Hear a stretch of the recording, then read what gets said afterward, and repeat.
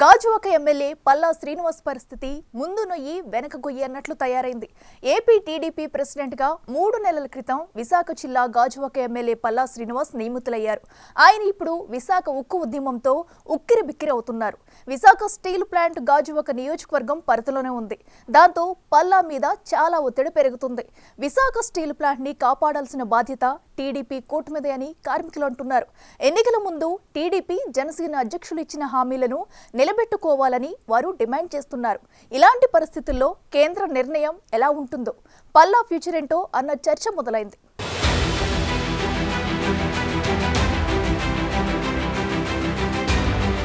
పల్లా శ్రీనివాస్ ప్రస్తుతం ఆంధ్రప్రదేశ్ రాష్ట్ర టీడీపీ అధ్యక్షులు, గాజువాక ఎమ్మెల్యే కూడా. 2009లో ప్రజారాజ్యం పార్టీతో రాజకీయాల్లోకి వచ్చిన పల్లా శ్రీనివాస్ అప్పట్లో ఆ పార్టీ తరపున విశాఖ ఎంపీ అభ్యర్థిగా పోటీ చేసి కాంగ్రెస్ అభ్యర్థిని పురంధేశ్వరి చేతిలో ఓటమి పాలయ్యారు. తర్వాత టీడీపీలో జాయిన్ అయి 2014 ఎన్నికల్లో గాజువాక ఎమ్మెల్యేగా వైసీపీ అభ్యర్థి తిప్పల నాగిరెడ్డిపై 21,712 ఓట్ల మెజారిటీతో గెలిచి తొలిసారి అసెంబ్లీలో అడుగుపెట్టారు.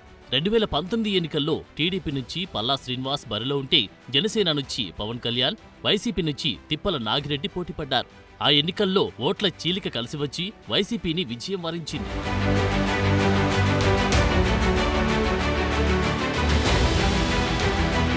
అప్పటి నుంచి టీడీపీ విశాఖ పార్లమెంట్ అధ్యక్షుడిగా కొనసాగిన పల్లా శ్రీనివాస్ 2019 నుండి 2024 ఎన్నికల ముందు వరకు స్టీల్ ప్లాంట్ ప్రైవేటీకరణ వ్యతిరేక ఉద్యమంలో కీలకమైన నాయకుడిగా వ్యవహరిస్తూ వచ్చారు. స్టీల్ ప్లాంట్ పరిరక్షణలకు ఎంతటి త్యాగానికైనా సిద్ధమంటూ ఆమరణ నిరాహార దీక్షలు కూడా చేశారు. 2024 ఎన్నికల్లో గాజువాక నుంచి ఆంధ్రప్రదేశ్ రాష్ట్ర చరిత్రలోని అత్యధిక ఓట్ల మెజార్టీతో గెలిచి రికార్డు నెలకొల్పారు. నిత్యం ప్రజల్లో ఉన్న పల్లా శ్రీనివాస్ కు 2024 ఎన్నికలు బాగా కలిసి వచ్చాయి. వైసీపీ అభ్యర్థి మాజీ మంత్రి గుడివాడ అమర్నాథ్ పై 95,235 ఓట్ల మెజార్టీతో గాజువాక ఎమ్మెల్యేగా గెలిచి రికార్డు సృష్టించారు.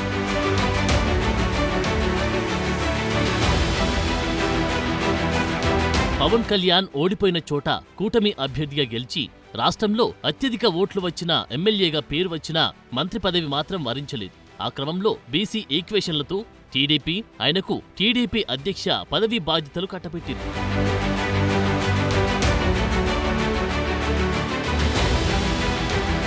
ఇంతవరకు బాగానే ఉన్న 2009 నుండి 2024 వరకు గెలుపోటములను చూస్తున్న పల్లా శ్రీనివాస్ కు ఇప్పుడు స్టీల్ ప్లాంట్ రూపంలో పదవి గండం పొంచి ఉంది.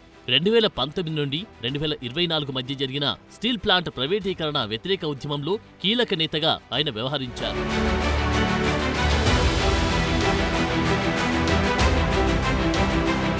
2024 ఎన్నికలకు ముందు ఎన్డీఏ కూటమిని గెలిపిస్తే స్టీల్ ప్లాంట్ ప్రైవేటీకరణ ఆపితీరుతామని పల్లా శ్రీనివాస్ హామీ ఇచ్చారు.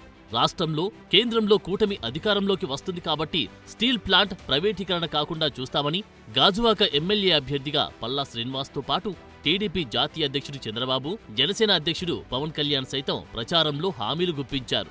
ఎన్నికలయ్యాయి. కేంద్రంలో, రాష్ట్రంలో ఎన్డీఏ కూటమి అధికారంలోకి వచ్చింది. రాష్ట్ర ప్రభుత్వం అధికారం చేపట్టి 100 రోజులు గడిచిపోయినా కూడా స్టీల్ ప్లాంట్ ప్రైవేటీకరణ అంశం రోజురోజుకి ముదురుతూనే ఉంది.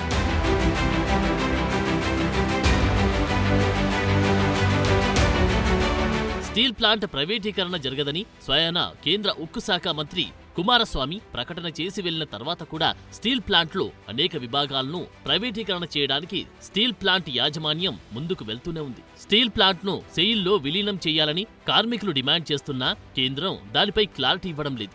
దాంతోపాటు విశాఖ స్టీల్ ప్లాంట్లో ఉన్నత స్థాయి ఉద్యోగులను వివిధ స్టీల్ ప్లాంట్లకు ట్రాన్స్ఫర్ చేస్తారన్న ప్రచారంతో ప్రైవేటీకరణ దిశగా కేంద్రం అడుగులు వేస్తుందని భావిస్తున్న కార్మికులు ఉద్యమాన్ని రోజురోజుకి ఉధృతం చేస్తున్నారు.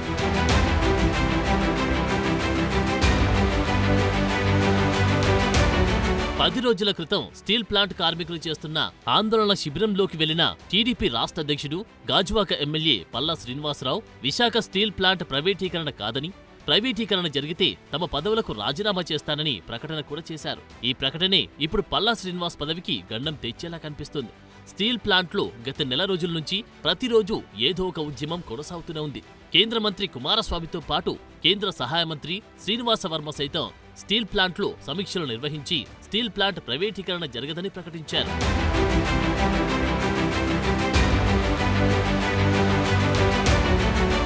మరోపక్క ఇప్పటికే 500 కోట్లను ఎస్బీఐ ద్వారా రిలీజ్ కూడా చేశారు. ఇంకో 2500 కోట్లు సర్దుబాటు చేస్తామని హామీ కూడా ఇచ్చారు. అయినా ఉక్కు యాజమాన్యం చేస్తున్న కొన్ని ప్రకటనలు, తీసుకుంటున్న నిర్ణయాలు స్టీల్ ప్లాంట్ కార్మికులు, ఉద్యోగుల్లో నమ్మకాన్ని ఇవ్వడం లేదు. స్టీల్ ప్లాంట్ అభివృద్ధి కోసం 500 కోట్లు ప్రకటన చేసిన 2 రోజుల తర్వాత 4200 మంది కాంట్రాక్టు కార్మికుల పాస్లను రెన్యువల్ చేయకుండా యాజమాన్యం నిర్ణయం తీసుకుంది. కాంట్రాక్టు కార్మికులు వరుసగా వారం రోజులు ఆందోళన చేయడం, 2 రోజులు ఈడీ వర్క్స్ కార్యాలయాన్ని ముట్టడించి అధికారులను నిర్బంధించడంతో దిగివచ్చిన యాజమాన్యం కాంట్రాక్టు కార్మికుల పాసుల రెన్యువల్కు అంగీకరించింది.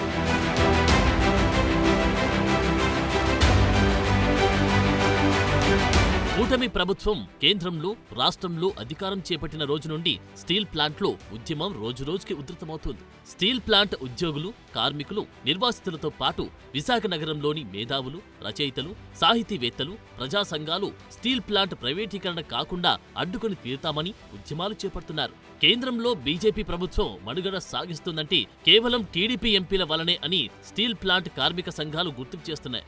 విశాఖ స్టీల్ ప్లాంట్ని ప్రైవేటు గండం నుంచి తప్పించే అవకాశం, బాధ్యత 2 టీడీపీ మీదనే ఉన్నాయని చెప్తున్నారు. మరోవైపు వైసీపీ వ్యూహాత్మకంగా విశాఖ టీడీపీ ఎంపీలు, ఎమ్మెల్యేలు స్టీల్ ప్లాంట్ ప్రైవేటీకరణ కాకుండా రాజీనామాలు సమర్పించాలని డిమాండ్ చేస్తుంది. గతంలో వైసీపీ అధికారంలో ఉన్నప్పుడు టీడీపీ ఎమ్మెల్యే గంటా శ్రీనివాసరావు తన ఎమ్మెల్యే పదవికి రాజీనామా చేసి వైసీపీని కార్నర్ చేశారు.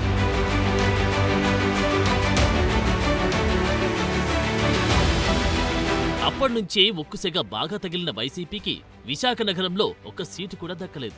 ఆ క్రమంలో వైసీపీ, టీడీపీ నేతల రాజీనామాల డిమాండ్ను తెరమీదికి తెస్తోంది. ఈ పరిణామాల నేపథ్యంలో AP TDP president Palla Srinivas అయితే ఉక్కు కార్మికుల ఉద్యమానికి మరోసారి సంఘీభావం తెలిపారు. అంతేకాదు, తాము తప్పకుండా విశాఖ స్టీల్ ప్లాంట్ని పరిరక్షిస్తామని ప్రకటించారు. ఒకవేళ అలా చేయని పక్షంలో తన పదవులకు రాజీనామా చేసి ఉక్కు ఉద్యమకారులతో పాటు టెంట్లో కూర్చొని దీక్ష చేస్తానని స్పష్టం చేశారు.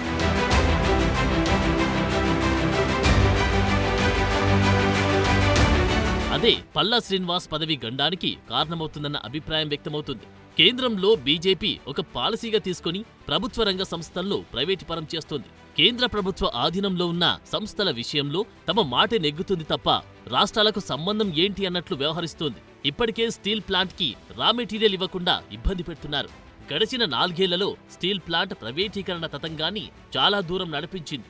ఇలాంటి పరిస్థితుల్లో CM Chandrababu, deputy CM Pawan కళ్యాణ్లు ఒత్తిడి తీసుకువస్తే తప్ప ప్రైవేటీకరణ విషయంలో కేంద్రం వెనక్కి తగ్గే పరిస్థితి కనిపించడం లేదు. అది కనుక జరగకపోతే విశాఖ ఉక్కు ఉద్యమం పల్లా పదవికి ఎసరు పెట్టడం ఖాయంగా కనిపిస్తోంది.